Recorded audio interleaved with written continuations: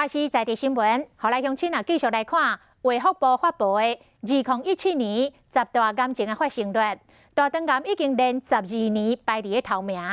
因为大肠癌的初期无啥物症头，医生是来建议30岁以上的民众上好定期做大肠镜的检查。若这个加工肉片甲含糖的饮料，尽量食较少咧。要提醒大家，这个食食均衡、作息正常，才是健康之道。美国挂包煎鸡肉，大嘴大嘴你食，过会使啉饮料有够赞，不过无健康的食食有可能得到大肠癌。而且卫福部2017年公布的资料，大肠癌连续12年排名第一，死亡率排名第3名。更加恐怖的是，又搁被封为隐形的杀手。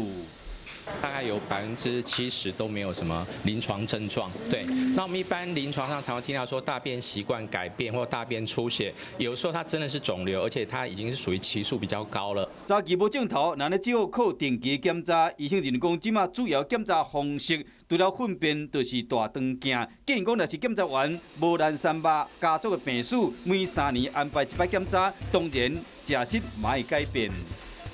全谷根茎类可以取代一些精致的淀粉。那第二个部分的话，其实我们在肉类的选择上面，就是尽量要避免完全是以红肉为主。营养师建议讲，爱加食五谷杂粮、青菜加水果，果汁莫啉伤济，大家莫爱啉充分的水量，撇开高风险的食食，像讲高热量食物、加工的肉制品、甲酒精等等，爱搁加运动，生活尽量正常，安尼人才会健康。